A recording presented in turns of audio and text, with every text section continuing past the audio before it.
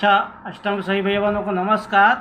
संस्कृत विषय का 7वां पाठ गीता गंगोदकम। श्री कृष्ण जी के श्रीमुख से निकली गीता एक अनुपम ग्रंथ है जिसका प्रत्येक शब्द पीयूष है और इसको हमें अपने जीवन में आत्मसात करना है।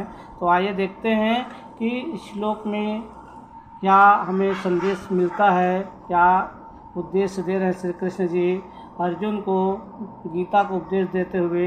ऐसा श्लोक कहा है।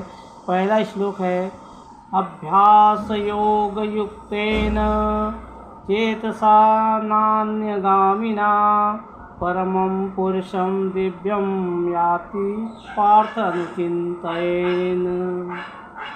चेतसा, चेतसा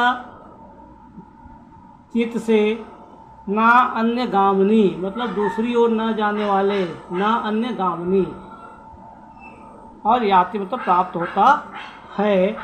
अर्थ देखेंगे, हे पार्थ, श्री कृष्ण जी अर्जुन कह रहे हैं कि हे पार्थ, यह नियम है कि परमेश्वर के ध्यान के अभ्यास रूप योग से युक्त दूसरी ओर न जाने वाले चित्त से निरंतर चिंतन करता हुआ मनुष्य परम प्रकाश रूप दिव्य पुरुष को अर्थात परमेश्वर को ही प्राप्त होता है।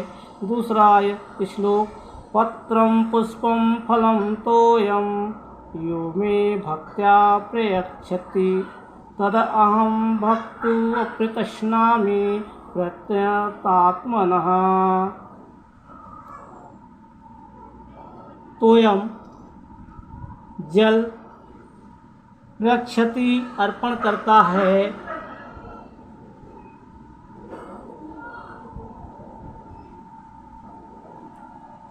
इस प्रकार इसका हम अर्थ देखेंगे।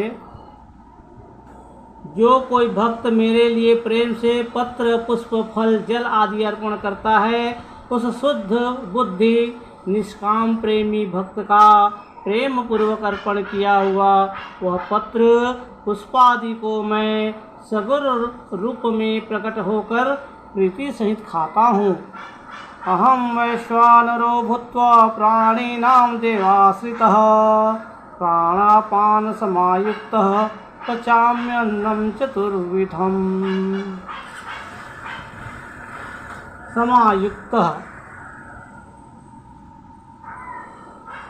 संयुक्त, चतुर्विधा चार प्रकार के, और वैश्वानरो अग्नि रूप।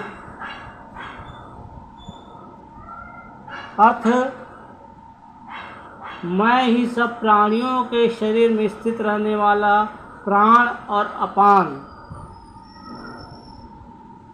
से संयुक्त वैश्वानर अग्नि रूप होकर चार जो पदार्थ हैं भक्ष्य भोज्य लेह चोष्य,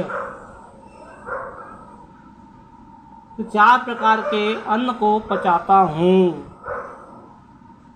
चौथा श्लोक सुख दुखे समे कृत्वा लाभालाभो जया जयो ततो युद्धाय युजस्व नैव प्राप्तं वाप्यसि। युजस्य तैयार हो जाओ, जुड़ जाओ, अवाप्यसि प्राप्त करोगे। अर्थ जय पराजय, लाभ हानि, सुख दुख को समान समझकर उसके बाद युद्ध के लिए तैयार हो जा। इस प्रकार युद्ध करने से तुझे पाप नहीं लगेगा। आगे के श्लोक, 5वां श्लोक सर्वधर्मान् परित्यज्य मामेकं शरणं व्रज अहं त्वां सर्वपापेभ्यो मोक्षयिष्यामि मा शुचः। सर्वधर्मान सभी धर्म को परित्यज्य त्याग करके शरणं व्रज शरण में आ जा, मोक्षयिष्यामि मुक्त कर दूंगा, मा शुच शोक मत कर।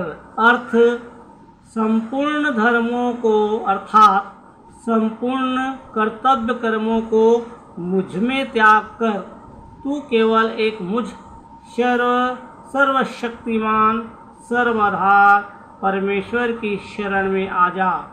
मैं तुझे संपूर्ण पापों से मुक्त कर दूंगा, तू शोक मत कर। 6वां श्लोक। विहाय कामान्य सर्वान् पुषामश्चरेत निःस्पृहः निर्ममो निरहंकारः स शान्तिमधिगच्छति। विहाय त्याग कर, कामान कामनाओं को, इच्छाओं को, निर्ममो ममता रहित, निरहंकार अहंकार रहित, अधिगच्छति प्राप्त करता है।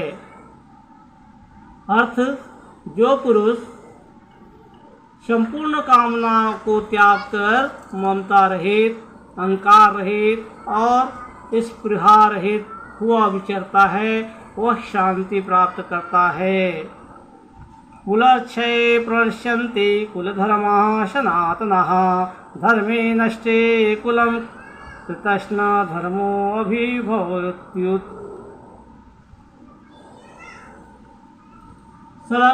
सदृशम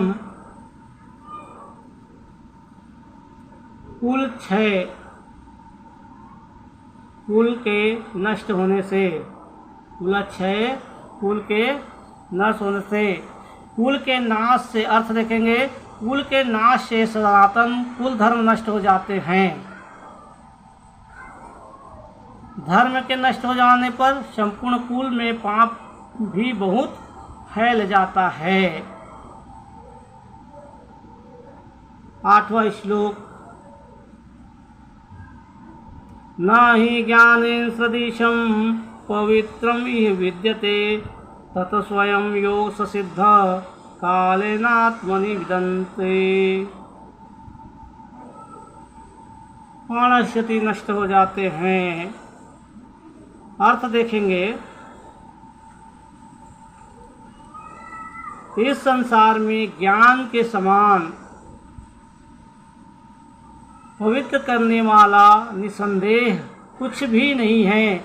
उस ज्ञान को कितने ही काल से कर्मयोग के द्वारा शुद्ध अंतःकरण हुआ मनुष्य अपने आप ही आत्मा में पा लेता है, आत्मा में पा लेता है। अंतिम श्लोक है इस पाठ का। ईश्वर सर्वभूतानां हृदयदेशे अर्जुन तिष्ठति भ्रामण्य सर्वभूतानि यत्राढुरानि मामया। अर्थ है, सर्वभूतानां सभी प्राणियों में, हृदय देशे हृदय प्रदेश में, तिष्ठति स्थित है, भ्रामयन भ्रमण करता हुआ, यंत्रारूढ़ानि यंत्र पर आरूढ़ हुए। अर्थ, हे अर्जुन, शरीर रूप यंत्र में आरूढ़ हुए सभी मनुष्य या सभी प्राणियों को अंतर्यामी परमेश्वर अपनी माया से उनके कर्मों के अनुसार भ्रमण कराता है या कराता हुआ सब प्राणियों के हृदय में स्थित है।